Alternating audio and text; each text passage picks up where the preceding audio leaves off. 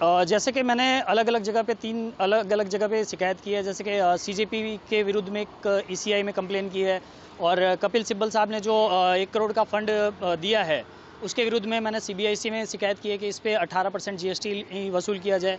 तथा महाराष्ट्र सरकार में भी मैंने एक शिकायत की है कि जो शंकर भगवान दिपके जी जो थे वो जूनियर इंजीनियर के पोस्ट पर वहाँ पे एमआईडीसी में कार्यरत थे।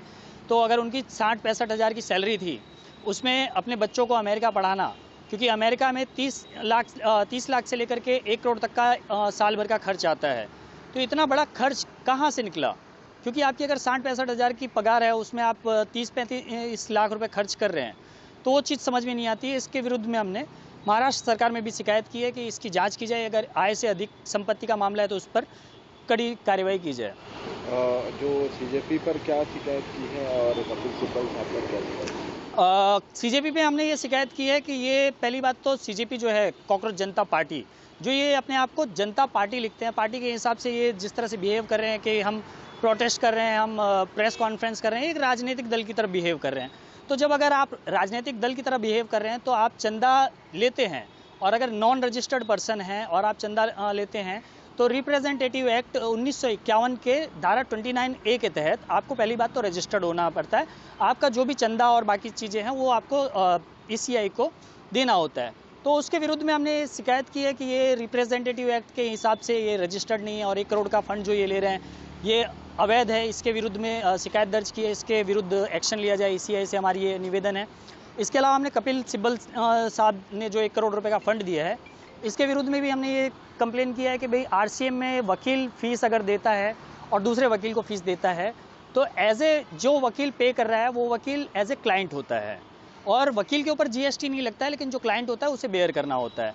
20 लाख के टर्नओवर के ऊपर अगर सर्विस पोर्शन है उस पर 20 लाख पे आपको जीएसटी पे करना होता है। तो यहाँ तो सर्विस पे 1 करोड़ का सर्विस कपिल सिब्बल साहब कह रहे हैं कि 1 करोड़ का हम इसमें फ़ंड रिलीज़ कर रहे हैं, फ़ंड दे रहे हैं।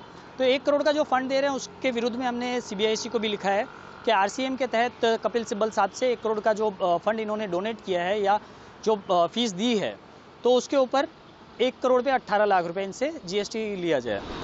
शिकायत करने के पीछे की क्या वजह है? शिकायत करने के पीछे की वजह ये थी कि हमारे देश की जो सभ्यता है, हम कभी भी हमारे बुजुर्गों का बहुत मान सम्मान करते हैं।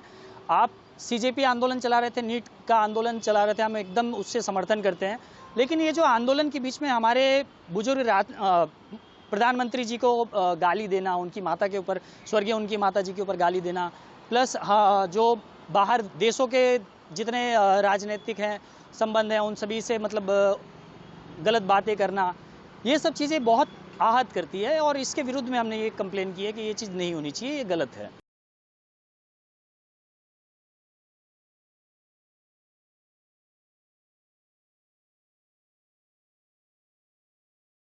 For more such videos, subscribe to the NewsX YouTube channel, hit the bell icon.